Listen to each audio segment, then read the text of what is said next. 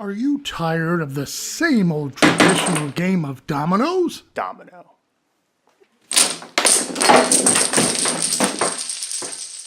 Is your tile laying game feeling a little flat?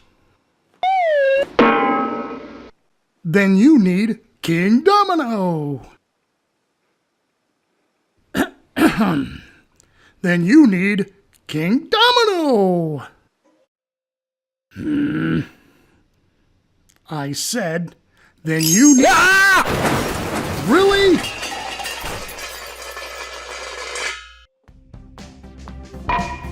Kingdomino takes the rewarding feel of a tile laying game and infuses it with the strategy and simplicity you love from dominoes for a game that is fun for the whole family. And just look at what you get.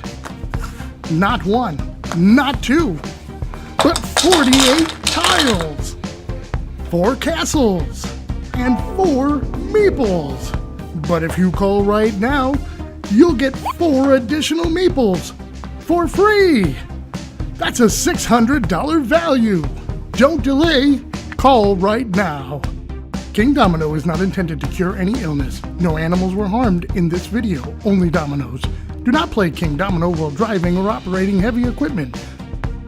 The choice of a board game is an important decision and should not be based solely upon advertisements.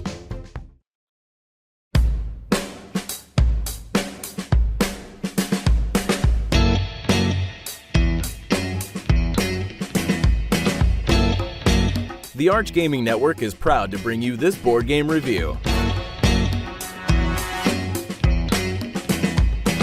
Now here's your host, Sean Smith.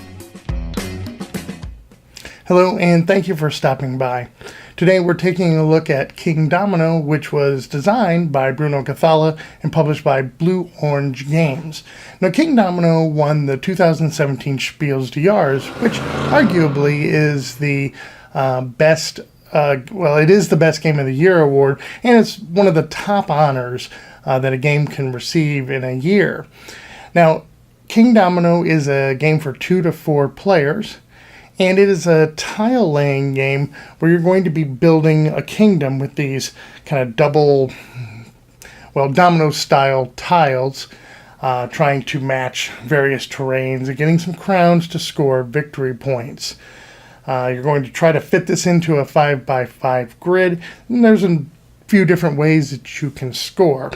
Now, this has a unique drafting order where you will be placing one of your meeples on a tile to take it, and then depending on where you've placed it will determine where you draft in the next round. It is a very light, quick, interesting game, so why don't we take a look at the setup and how to play, and I'll give you my thoughts on this game of the year on the other side.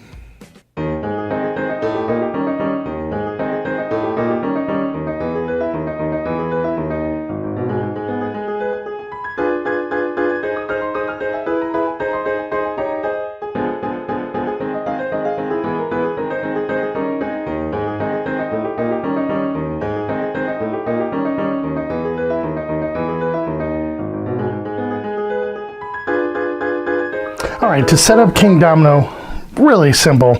Each player, we're set up here for a 3-player game, has their starting tile, and they will take that and then their castle that has their color represented and put that on there, and they'll get the meeple for that particular castle color. Then you're going to take the tiles. Now in a 3-player game, you're going to remove 12 of the tiles at random. So I just randomly remove those and you just put them off to the side there. And then the rest of them you're just going to stack into the box again at random. You're then going to take the number of tiles equal to the number of players, so we have 3. In a 2-player game, though, you will put 4 tiles out, and each player would get 2 meeples instead of just the 1. But you're going to take the tiles, and you're going to sort them numerically in ascending order, starting with the lowest number near the top of the box, so 8, 17, 21, and you then can go ahead and flip those tiles. These now are the tiles that are up for the taking in the first round. And now you're set up for a game of Kingdomino. All right, now the object of the game is for you to build your kingdom, okay? You're going to build your kingdom using these tiles, and the game will last. It'll go a number of rounds until all of the tiles have been taken and used. Sometimes if you don't set up your kingdom right, you may not be able to play a tile, but you'll keep going until this is done, and then you'll do some scoring. Now in the game there are 6 different types of terrains, and they're all outlined on the back of the manual here. So you have some, I don't know if this is wheatlands or desert. I guess you wouldn't really have a windmill in the desert, but that's what it looks like. Then you have some grassy lands, sea. I believe this is probably mountainous area, wooded, and then like cave areas. And it also tells you the number of each type of tile there is in the game. Of course, you've removed 12, so you don't know which ones of these have been removed. All right, so on your turn, and we're going to say the pink player is going first here, you'll take your meeple and you're going to choose one of the tiles. That is a tile that you are wanting to take. All right, and we'll talk about placement rules and how you score. Just know that when you're scoring, you're going to need crowns in your area to be able to score that. So maybe the pink player is going to pick that up. Blue player will take that, and the green player then has no choice but to take that. Then what you're going to do is you're going to take 3 more tiles, all right? And again, putting them in consecutive or ascending order, 18, then 26, then 42. You'll do that again, but you'll always start from the top and working your way down. So the blue player now will get the choice of the next tile. Blue player likes the 2 crowns, is going to take that, and now the blue player gets this tile and must now place it into his kingdom. The green player goes next, has a grass or a wooded area here and a wooded area with a crown there, so might do that. And then of course the pink player, we forgot, the green player would need to take that, place it into his kingdom, and the pink player here would need to do the same. And then you're just going to keep going. You're going to pull another 4 out. And 4, 27, 23, 4 at the top, then 23, 27, and then again starting from the top to the bottom, you will begin choosing those tiles again. So let's go ahead and talk about placement rules, how to build your kingdom, and how you're going to score this game. Okay, when building your kingdom, one of the first things you need to know is that you can never go past a 5x5 grid of tiles. And when I say 5, that means 1, 2, 3. This isn't just considered 1 because every tile is divided into 2 sections. So you could do this because that would give you 5 across. But then you could not do something like, well, first of all, that would have been an illegal placement. Quit yelling at me, people. And you could not then do something like that because now you are 6 across, and that would be illegal. Oh no. Now, your starting tile does not need to be in the center of your kingdom. Now, the rules state, they're variable scoring rules, that you can get additional points if your group decides to, if you have your kingdom in the center, your starting tile in the center of the kingdom, you can get more. And if you have a perfect 5x5 grid, meaning you were able to use all of the tiles that you acquired, then you can get bonus points for that as well. Now, when placing a tile on your starting terrain, this acts as a wild, so you can match anything up next to it, okay? And tiles do have to share at least one common side, all right? So you could actually do something like this because it shares a side. And another rule, of course, is that the terrains, at least one part of the terrain needs to be able to be adjacent to another type of terrain of the same type. So doing something like this is a legal move because these two terrains match. It doesn't matter that these two don't match. It just that one of the sides needs to be able to match. Of course, a smarter thing would be to do this to get your forest area built up as well. We haven't said it, but hopefully it's obvious you can't do something that is diagonal. Now, through the magic of video editing, we're going to go ahead and finish up this kingdom and then talk about scoring. All right, we're finished with the pink player's kingdom here, and we're just going to leave the castle off to the side. Just know that we were able to complete it and have the castle in the center of the kingdom. All right, so how do you score your kingdom? What you're going to do is you're going to look for the contiguous area of the same terrain, and then you're going to take the number of crowns times the number of tiles.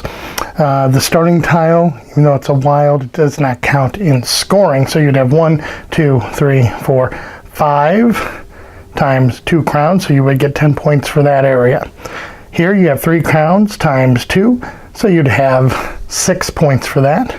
This area, 1, 2, 3, 4, 5 times 2 crowns gives you 10 points. 1, 2, 3 times 2 is 6. Over here you have 1, 2, 3, 4, 5 times 1. You get 5 points for that. 2 points for that. And then these two areas here are separated and don't have a crown on them, so you'll get 0 points for that. You'll add all those up, and then if you decided to play with the what's called the middle kingdom, you would get points for that, 10 points if you have it in the center.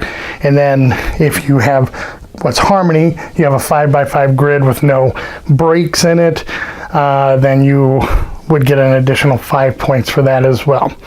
Whoever has scored the most points is the winner of the game. All right, so that is Kingdomino. Now, the components in the game are excellent. The tiles, the domino tiles that you have in there are very thick. They have a great glossy finish to them. They hold up incredibly well. They have colors on them that pop. There's no question on the different types of terrain that are in the game. Artwork on them is good as well. The box that the components come in doubles, as you saw in the tutorial, to hold the tiles during the game. So that was a nice little touch. You don't just have to have them stacked up there. I like the instruction manual is well laid out, and I like that on the back page it has a count of all the different tiles in the game, so players can easily reference, okay, how many tiles might be left. See, you're never quite sure because if you're playing with less than 4 players, you're pulling tiles out. So there may be some in there that you don't know, but at least you have an idea of how many could be in there. Now the castles that come with the game, they're nice. I don't really see a need necessarily to have that so that people know what color player you are, and they kind of just get in the way. So a lot of times we just put them off to the side as maybe they're not always necessary. As far as the gameplay, I think what we have here is a very nice, very light, puzzly style game. It has that clever drafting mechanic that I really like. I like the fact that the higher numbered tiles, the best tiles that you can get, have higher numbers. So when you're placing them out, if you want to grab them, that's great. But that means you're probably going to go later or last in the next round. And you're not quite sure what's going to be out there. So you may help or hinder you, or you'll see a tile come out and you'll be like, oh, I wish, I would have gotten to go a little bit earlier. So it is a clever way to draft the various tiles. The game is easy to set up and to teach. It's very, very quick. And I think that makes it a great gateway game. The game's probably a little too light for experienced gamers. I enjoy every time I play it, but I can see where it may begin to feel, a little repetitive over numerous plays. but it's still fun, and it's still a nice light game. If this is a style of game or something that you think you would like, and you want something a little heavier or meatier, then I would suggest that you would pick up Queendomino, which adds some more meat to the bone and makes it more of a gamer's game than Kingdomino. Still, both are very excellent, and I can see why Kingdomino received the Spiel Des Jahres. So overall, I really enjoy the game. I give this game an 8. Now, if you've liked this review, please leave a nice comment or click the thumbs up. Subscribe to our channel. Check out our other content. And once again, I thank you for stopping by. Thank you for visiting the Arch Gaming Network. For more great content, check us out at archgamingnetwork.com. Subscribe to our YouTube channel. Follow us on Twitter and like us on Facebook.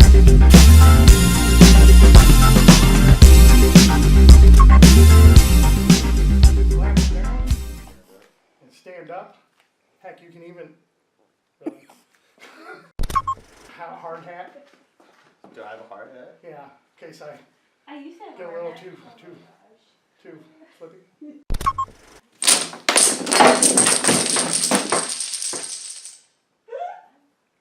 All right, great. Now you stay there.